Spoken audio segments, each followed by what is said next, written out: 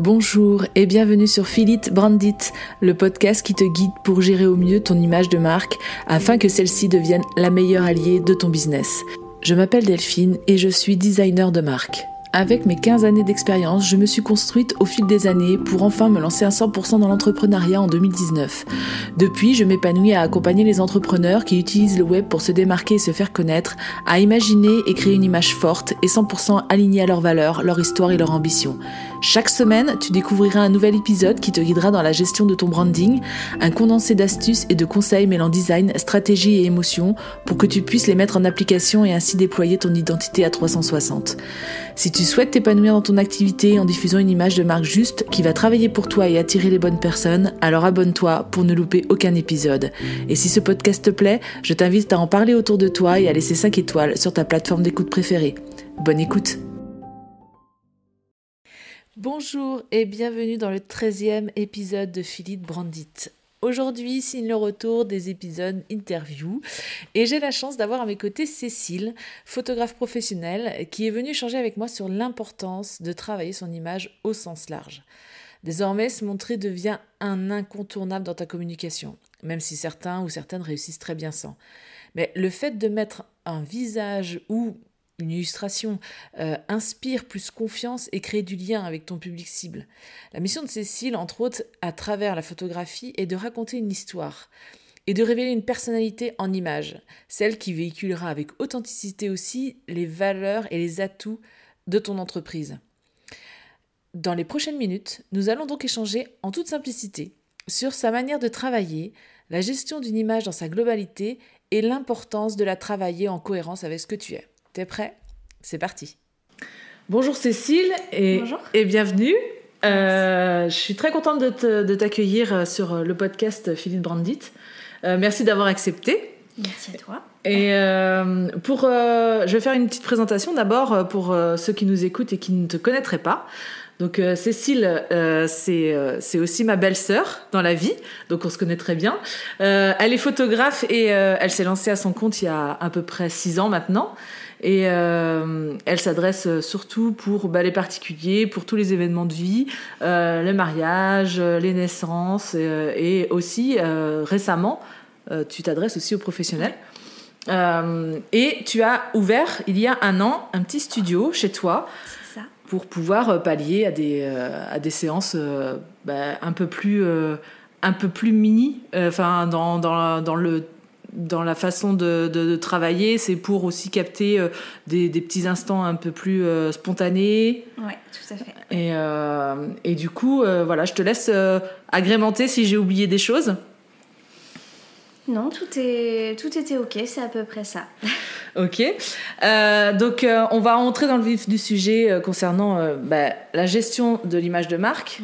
Ouais. Notamment, toi, ton métier quand même, qui est rendre beau aussi par ta sensibilité puis ton approche tous ces événements de vie, mais aussi quand tu t'adresses aux professionnels, rendre une belle image de ce qu'ils sont. Alors, est-ce que tu peux expliquer en quoi ton activité peut servir justement à redorer une bonne image de marque ?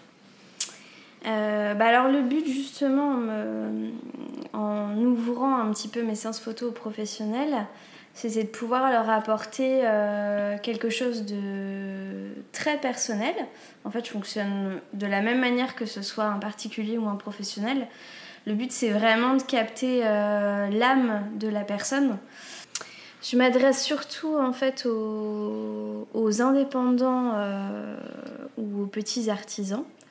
Et donc, alors, pourquoi tu t'adresses spécialement à eux et plutôt qu'aux grandes entreprises, par exemple ?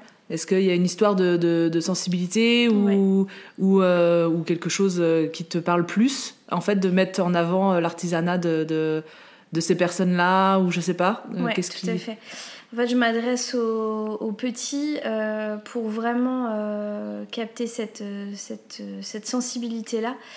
Et puis que ça reste vraiment très personnel dans l'approche. J'ai besoin de comprendre aussi qui sont les gens pour pouvoir les prendre en photo.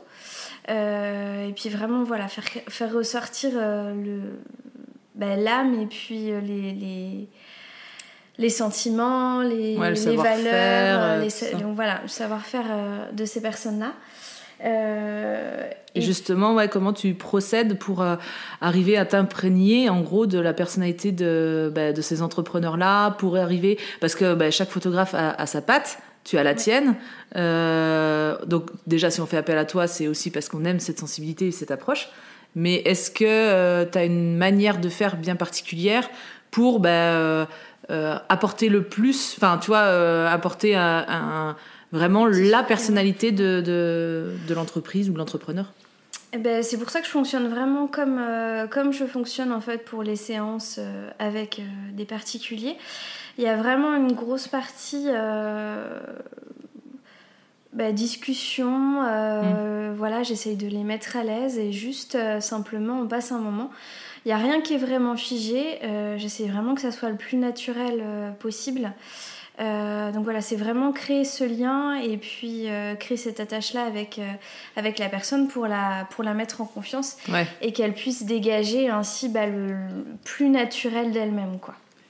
Ouais, justement, pour arriver à capter le naturel des personnes, parce que la plupart te connaissent pas. C'est ça. Bon, ils aiment ton travail, mais c'est jamais évident de poser devant un objectif. Alors, est-ce que tu as une méthode, une manière? Est-ce que c'est juste par le dialogue? Est-ce que tu arrives, je sais pas, dans ta façon de fonctionner? Est-ce que tu as une manière de faire pour justement mettre en confiance et que le naturel ressorte, en fait? On prend le temps tout simplement, donc que ce soit au studio ou à l'extérieur, que ce soit dans leur bureau ou ça peut être aussi dans la nature selon ce qu'ils choisissent. On prend vraiment le temps d'apprendre à se connaître et puis simplement en fait on discute en même temps que je prends les photos. Donc il y a des loupés parce qu'on discute en même temps, il y a les bouches ouvertes et tout ça. Mais voilà, c'est vraiment ce qui va permettre de mettre la personne en confiance. Et puis d'être 100% naturel, quoi. Ouais. Et donc du coup t'as toute une phase où t'apprends à connaître la personne. C'est ça. Avant de prendre en photo ou moi pour avoir fait plusieurs séances avec toi, je sais comment ça se passe. Bon, nous on se connaît très bien dans la vie privée, donc ça aide, mais effectivement t'as aussi cette phase où tu parles en même temps que tu prends les photos, et du coup il y a on efface un petit peu l'appareil entre guillemets, et même dans ton approche, je pense qu'aussi c'est important de le dire. Je sais pas si tous les photographes fonctionnent comme ça, mais t'as une façon de faire qui fait que on t'oublie au bout d'un moment. Enfin, t'arrives. Non, mais oui. Non, mais c'est vrai que c'est important de le dire aussi. Je trouve que t'as cette manière de faire qui fait que on oublie qu'il y a l'appareil. Bon, il y a des. Pas simple au début. Non, il y a des moments où on sent l'appareil qui est tout près et on se fige, et c'est pas évident du tout. Mais je trouve que t'arrives quand même à capter pas mal le naturel des gens, et ça c'est. Moi c'est quelque chose qui me parle en tout cas. C'est sûr que ça se fait spontanément, et en fait je le fais comme si comme je prends des photos en fait pour ma famille, et oui, c'est ma manière de prendre des photos de manière générale, quoi, en fait. C'est ça. C'est ton approche à toi, voilà, c'est ta manière de t'exprimer aussi, parce que la photo c'est aussi ça, c'est un moyen d'expression. Donc et du coup combien de temps faut prévoir, et quelle enveloppe budgétaire, si jamais approximative, faudrait prévoir pour faire une séance de plusieurs poses, peut-être plusieurs lieux, plusieurs vêtements, je sais pas comment après ça se déroule, mais alors exactement. Ça va vraiment dépendre de tout ce que tu as dit, en fait. Il y a vraiment des entrepreneurs qui se lancent juste et qui veulent juste un petit portfolio pour leur site internet. Donc dans ce cas-là, il y a besoin de pas forcément énormément de photos. Donc là, on va être sur une petite séance simple entre guillemets qui va pouvoir se faire au studio et qui va commencer à 190 € pour 15 photos. Et après, si on veut une séance plus complète, ça peut être aux alentours. On va dire que le panier moyen, il est entre 350 et 400 € pour une séance professionnelle. Dans n'importe quel lieu, du coup? Alors après, ça va vraiment dépendre. C'est vraiment du devis sur mesure pour les professionnels, parce que ça va vraiment dépendre de... Est-ce qu'il y a aussi du shooting produit, par exemple, ou est-ce que c'est juste du portrait? Est-ce qu'il y a plusieurs mises en situation? Est-ce que... voilà. Ça va vraiment dépendre de tout ça, mais panier moyen, on va dire, il est entre 350 et 400 € pour une plus grosse séance. Et puis voilà, on débute à 190 € pour une séance au studio d'1 heure pour avoir un petit début de portfolio pour commencer son site internet, quoi. Et justement, comment ça se prépare, du coup, une séance avec un professionnel ou même un particulier? Est-ce que j'imagine, voilà, il y a le travail forcément du vêtement, Ouais. il y a le travail de l'environnement. Donc là, au studio, en l'occurrence, je sais que tu réagences selon les demandes aussi. Donc comment ça se passe? Est-ce que tu peux expliquer un petit peu comment les personnes se préparent en général quand ils veulent faire une séance avec toi? Alors, au début, déjà, la prise de contact, il y a effectivement la prise de besoin qui est mise en lumière. Ouais. Voilà, je demande s'il y a besoin de prendre des photos produits, quels sont vraiment les besoins de la personne. Est-ce que c'est pour les réseaux, est-ce que c'est pour son site, est-ce que c'est pour autre chose. Est-ce que tu détermines, par exemple, les couleurs, des choses comme ça? Ouais, je vais déterminer l'ambiance de la personne. Qu'elle souhaite en cohérence aussi avec sa communication globale. Ouais. Après voilà, on peut faire au studio et puis adapter éventuellement les couleurs et puis l'ambiance, comme tu disais. Après sur le studio, on est sur une ambiance très neutre, donc on peut agrémenter de quelques petites touches de couleurs si besoin.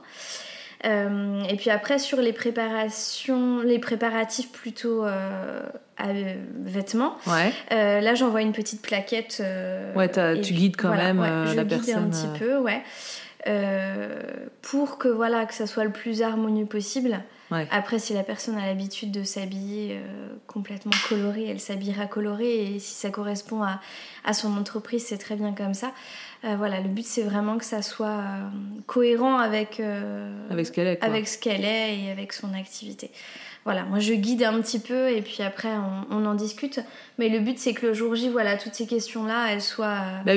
elles soient mises de côté. Voilà, c'est ça. Et puis on prépare aussi quand il y a besoin d'accessoires.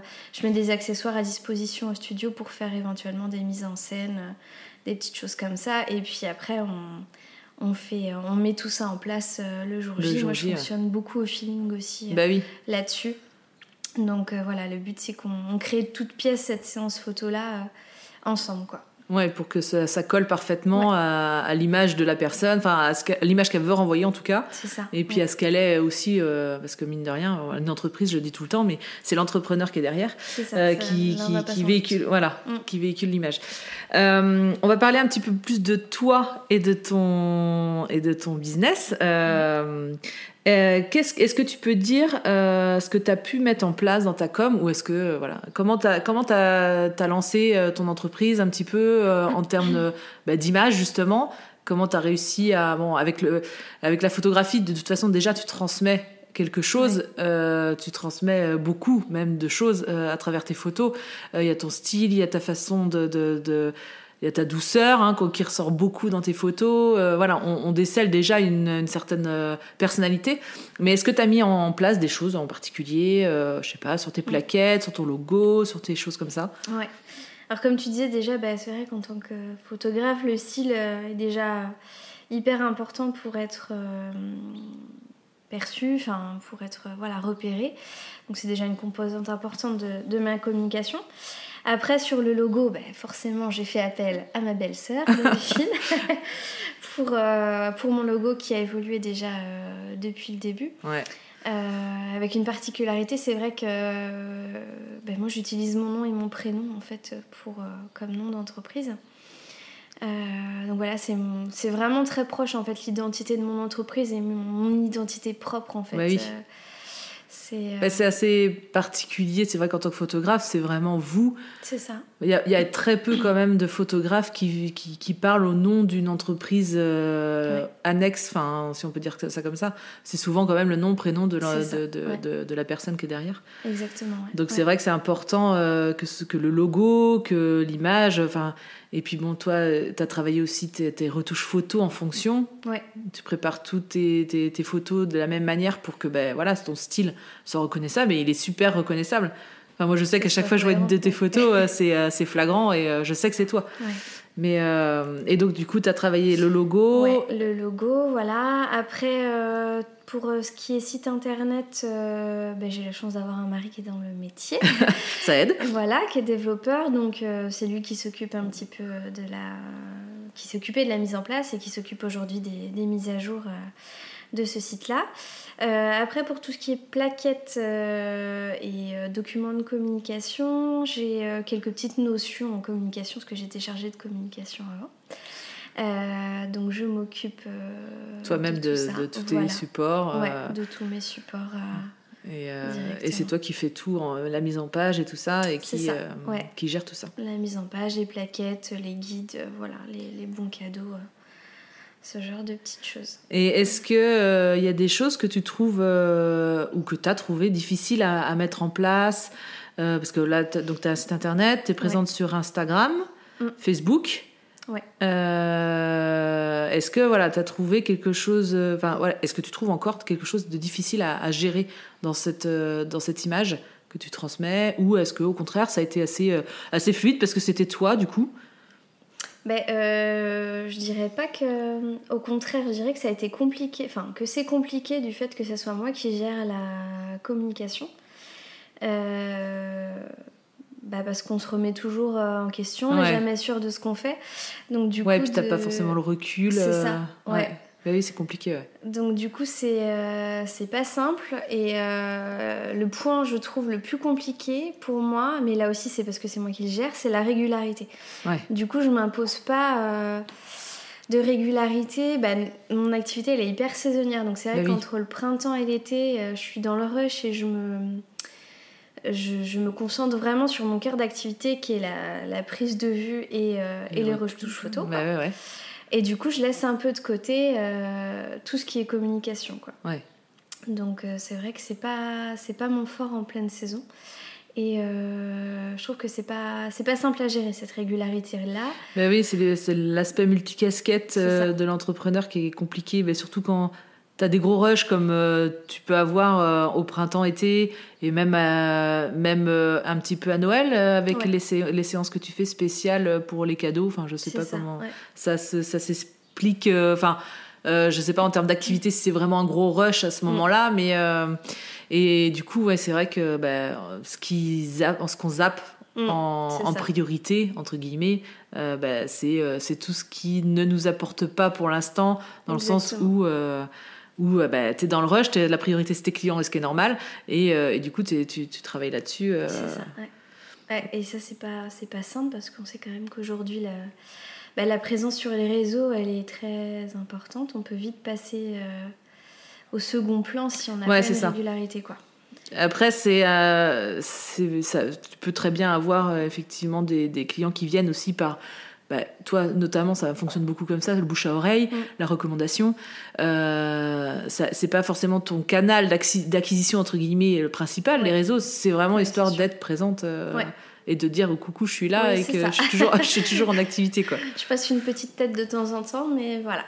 Ouais, mais c'est pas ce qui t'empêche actuellement d'avoir des clients. Enfin, tu ressens pas forcément... C'est difficile à tenir le cap, mais tu ressens pas forcément une baisse d'activité. Non, c'est sûr. C'est plus... C'est plus en fait une croyance qu'on se met, quoi. Une croyance puis un besoin de performance, mais en fait, en soi... oui, c'est ça. On n'a pas forcément besoin, et voilà, ça roule quand même, donc... Non, mais c'est vrai que c'est toujours hyper compliqué quand on est dans un rush d'activité, d'être sur tous les fronts, de toute façon, et puis on fait comme on peut. Voilà, c'est ça. Donc du coup, tu fonctionnes, si on devait décrire un petit peu ton mode de fonctionnement, tu fonctionnes complètement au feeling, selon ta disponibilité, en fait, de l'instant. C'est ça, ouais, vraiment, c'est... alors, je sais pas si c'est bien ou pas, mais ma foi, ça fait 6 ans et demi que je fonctionne au feeling, même sur ma communication, et c'est vrai que j'ai pas de comme je pouvais le faire en entreprise avant, quand j'étais chargée de communication, j'ai pas de plan de communication sur l'année. Clairement, j'en ai pas. Non, ouais. mais je pense aussi que tu as maintenant ton nom, quand même. On sait qui tu es dans l'aspect local. On sait qui tu es. Tu as quand même fait beaucoup, beaucoup de séances. Et puis le bouche à oreille fonctionne beaucoup. Et tu attends quand même, là, je sais pas en termes de planning, mais t'as déjà pas mal de mariages ou de choses comme ça de booker pour l'année prochaine, il me semble. Ouais, bah oui, c'est donc d'une année sur l'autre, t'as quand même un flux de clients qui revient, et je pense que voilà, ce bouche à oreille fonctionne aussi maintenant. Donc effectivement, t'as pas forcément ce besoin d'aller chercher le client tout le temps, que ce soit sur les réseaux, sur ton site internet, t'es présente. Donc ça suffit en fait. Ça suffit à ton activité. Non, t'es pas d'accord? Je sais pas, après c'est vrai que c'est tout le temps, enfin on a tout le temps un petit peu peur de tout le temps la remise en question de est-ce que demain ça marchera tout le temps, est-ce que oui. Mais ça je crois que c'est le propre de l'entrepreneuriat c'est ça aussi. Je pense qu'on l'a tous. Et c'est toujours le truc et oui, et si j'arrête de faire ça, est-ce que tout va s'écrouler ou pas? Moi je sais que est-ce que tout va s'effondrer, voilà, c'est ça. Mais c'est vrai que on sous-estime beaucoup placer un petit peu son nom entre guillemets ou son entreprise à l'aspect local qui peut aussi apporter et puis travailler les relations aussi qu'on a. C'est pas juste on fait un travail et on laisse tomber. Enfin, il y a aussi l'aspect relation client qu'on continue à entretenir après par la suite. Et c'est ce qui va aussi amener la personne à se dire ouais non mais cette personne a pris le temps aussi d'échanger avec moi après, avant, et c'est aussi super important de travailler cette partie-là partie humaine du Et si tu devais nommer des leçons, si tu devais tirer des leçons justement de cette image de marque, tu as quand même 6 ans d'expérience maintenant, est-ce qu'il y a des choses que tu referais ou au contraire que tu ne referais pas? Est-ce qu'il y a des choses, des expériences, des mises en place de certains ou l'essai de certains outils, je sais pas comment tu as fonctionné au début exactement, mais est-ce que t'arriverais à me nommer des leçons comme ça, des choses que tu ferais ou pas? Mais je pense que je m'affranchirais de la partie administrative un petit peu plus tôt que ce que j'ai fait, c'est-à-dire pour tout ce qui est prise de contact. Maintenant j'ai un outil qui gère toutes les prises de contact via mon site internet et qui me gère en même temps la signature de contrat, de devis. Tu veux dire en automatique? C'est ça, ouais. Ah ok. Et donc ça c'est un gain de temps énorme de pouvoir signer les devis et les contrats en ligne, d'envoyer les factures automatiquement.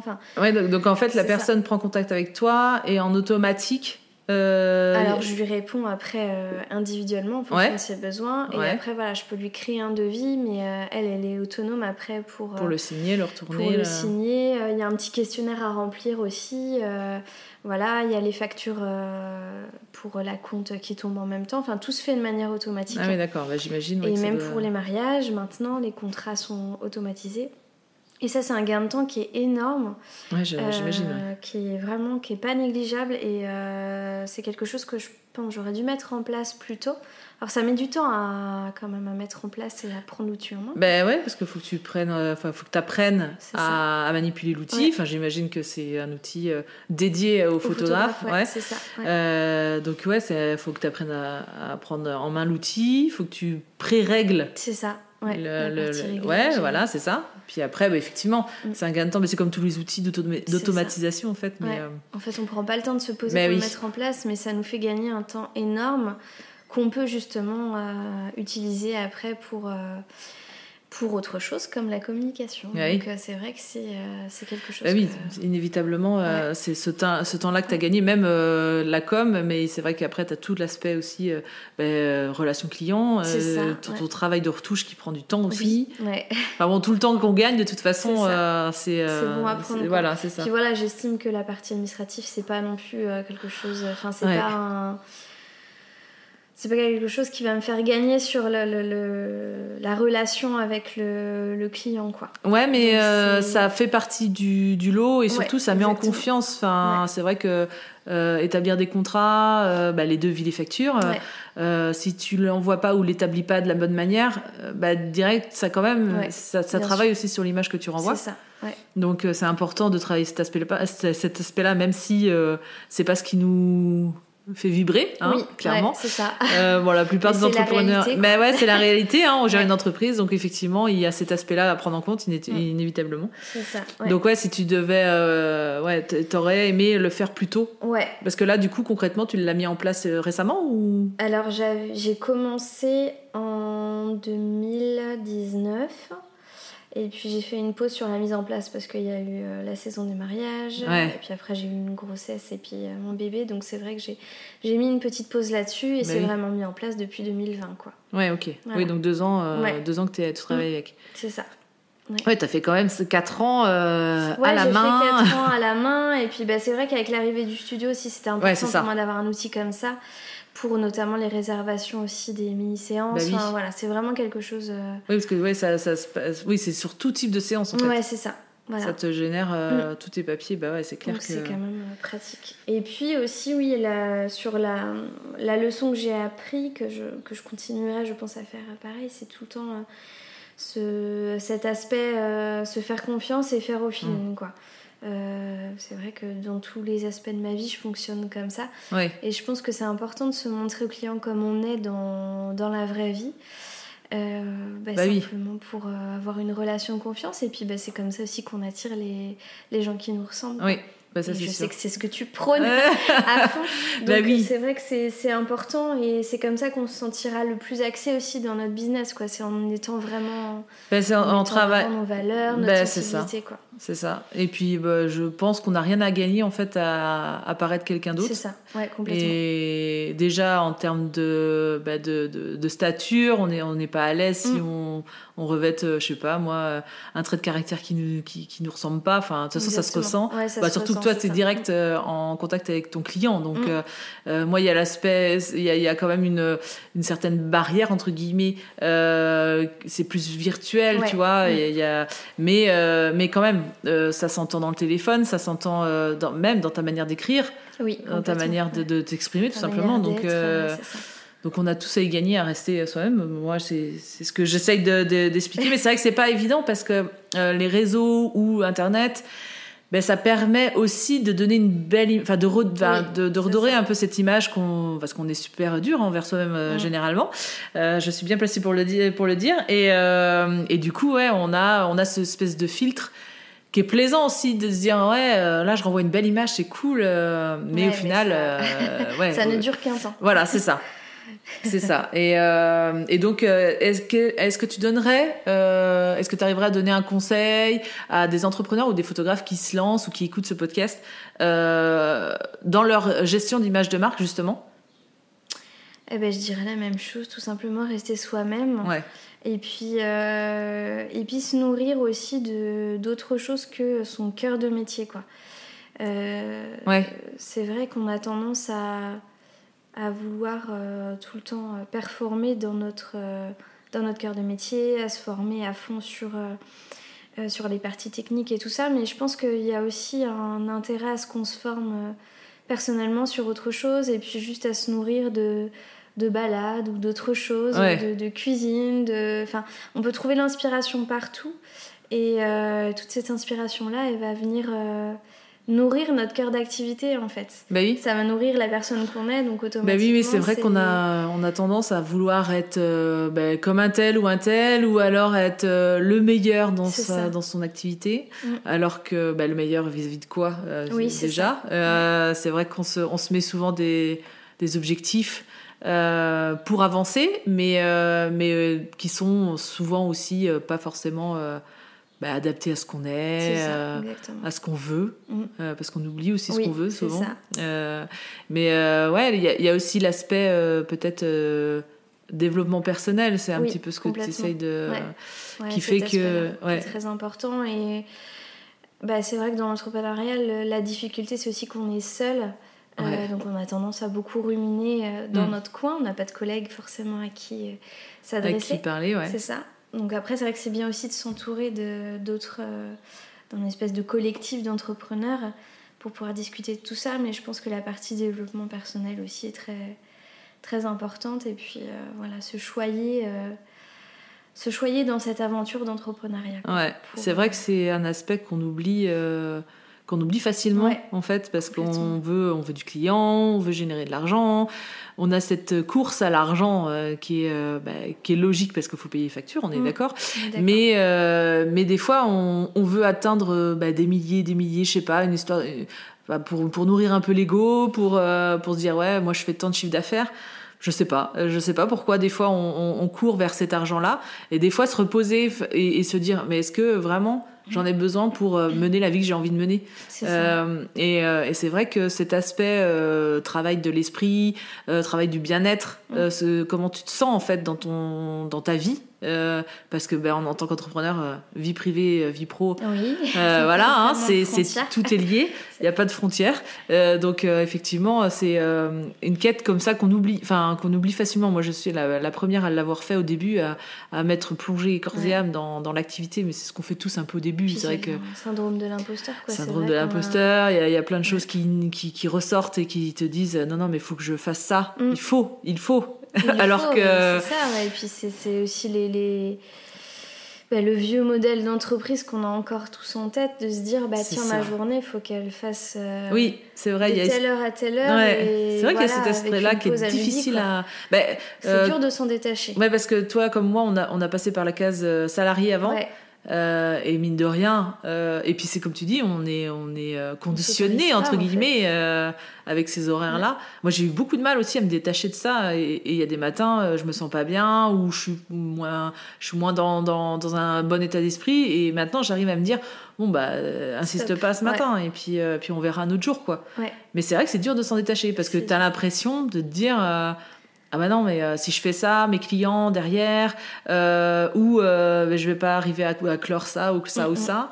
Et puis voilà, on se met dans une boucle qui est pas très positive, quoi. C'est ça. Alors qu'on a la chance en étant entrepreneur, de créer justement de toutes pièces notre activité et de pouvoir mener nos journées comme on l'entend, quoi. Donc c'est vrai que c'est important.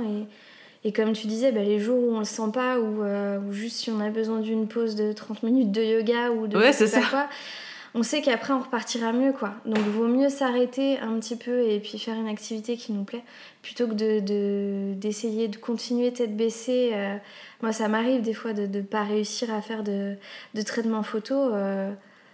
T'as pas envie, quoi. Voilà, juste j'y arrive pas. Donc si je continue tête baissée, ça va pas marcher. Alors que si je m'arrête 30 minutes et que je reprends après, ça va rouler tout seul, quoi. Ouais, c'est vrai que c'est pas forcément des grosses pauses, en fait. C'est vrai, juste une balade, sortir, profiter...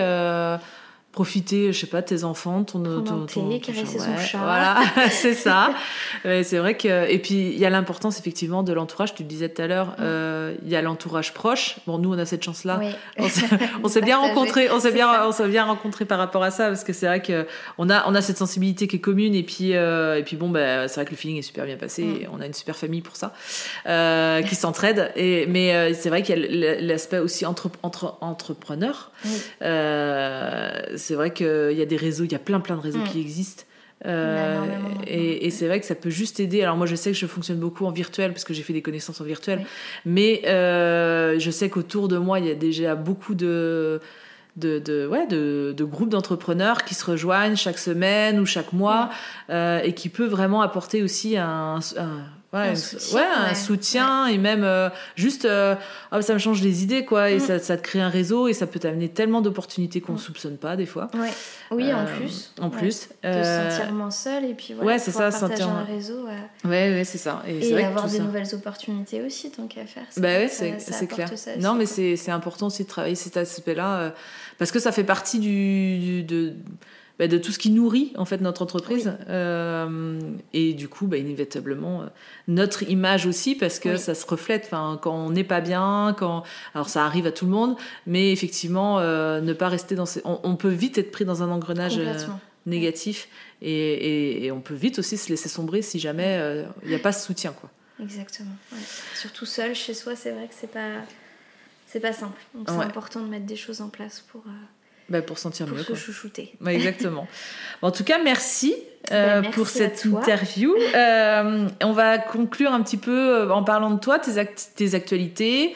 Je sais pas si tu as des choses que tu es en train de lancer, mettre en place, ou des offres que tu as commencé à... Et l'actualité, là, il y a les 1 an du studio. Ouais. Ça va être là un petit peu, là, au mois de juillet. Ouais. Donc, voilà. Happy birthday d'1 an. Merci. Donc, le bilan un petit peu de cette première année au studio, qui est plutôt très positive. Ouais. Qui m'a ouvert aussi de nouvelles portes, même pour les professionnels. Bah oui. Voilà, qui aiment bien cette solution un peu clé en main, ce lieu clé en main. Et même pour les familles, c'est vrai que... c'est confortable. Ouais, j'imagine qu'aussi ça t'a apporté un autre souffle à ton activité. Ouais, puis oui, c'est vrai que c'est bien au bout de 6 ans de pouvoir voir autre chose, de faire évoluer vers autre chose, oui. Vers une autre dynamique. Et puis dans les actualités, j'aimerais bien développer une offre justement plus professionnelle pour la création d'un portfolio. Voilà. Donc ça, c'est dans les mois... Dans les mois à venir, on va laisser passer la grosse saison de mariage. Qui se termine septembre-octobre. Qui se termine en octobre, début octobre. Et après tu te lances dans quelque chose d'un peu plus dédié pro, quoi. Voilà, c'est ça. Donc, essayer de communiquer un petit peu plus là-dessus aussi. Et puis l'idée, voilà, c'est de proposer une offre clé en main pour les nouveaux entrepreneurs qui veulent avoir une belle image, des belles photos sur leur site internet ou sur leurs réseaux sociaux, parce que c'est vrai que tu peux décliner... c'est ça. C'est vrai qu'à l'heure des réseaux sociaux, on a tout de suite vite besoin d'avoir un petit panel de... c'est ça. Enfin, moi, je sais que je fonctionne comme ça. C'est ce que je te commande. On l'a fait quasi les 2 dernières années, là, en tout cas. 2-3 dernières années. Et c'est vrai que c'est important d'avoir cette uniformité. Alors moi, je sais que je suis assez... des formations professionnelles, j'ai envie d'avoir un beau feed, voilà. Mais même juste avoir des belles images de soi aussi. Mais ça, et puis c'est ce qui est bien. Personnellement, c'est un travail personnel aussi qui est important. C'est ce que j'allais dire, c'est que ça te permet aussi de te voir d'une autre manière et de t'accepter un peu plus. Parce que moi, je sais que c'est un gros travail que j'ai réussi à faire grâce à toi aussi, parce que mine de rien, se voir évoluer, parce que c'est une vraie thérapie aussi. Ouais, c'est ça. On se voit. Enfin, moi, en l'occurrence, j'ai vu l'évolution déjà en 2-3 ans, et c'est vrai que ça permet d'entretenir un peu cette image qu'on a de soi, de s'apprécier sous un autre angle. C'est super important aussi de le faire. Enfin, juste pour soi déjà. C'est un beau cadeau. Voilà, c'est un beau cadeau à s'offrir, c'est vrai. Donc en tout cas, je mettrai toutes tes coordonnées sur le lien du podcast. Et puis, si vous avez envie de vous faire de belles photos, de passer un chouette moment, parce que Cécile, elle est adorable en plus. Je ne dis pas ça parce que c'est ma belle-sœur, mais non, elle est toute douce, toute gentille. Elle vous accompagnera en douceur, tranquillement. Elle vous brusquera pas, et vous passerez un chouette moment avec des beaux résultats en plus. Bon, merci beaucoup en tout cas. Merci, puis à bientôt Cécile. À bientôt. Salut. Et voici ce qui signe la fin de cet épisode. Je te remercie de l'avoir écouté jusqu'au bout. Tu trouveras toutes les notes du podcast sur mon site www.philencom.com/podcast. Tu trouveras le lien ci-dessous. Et bien sûr, si l'épisode t'a plu, n'hésite pas à me laisser un commentaire. Je me ferai bien sûr un plaisir de te répondre. Je t'invite également à me laisser une note sur ta plateforme d'écoute préférée pour m'aider à faire connaître le podcast. Tu peux également en parler autour de toi en story sur Instagram, notamment en me taguant @fil_n_com. Merci pour ton soutien et je te donne rendez-vous mercredi prochain pour un nouvel épisode.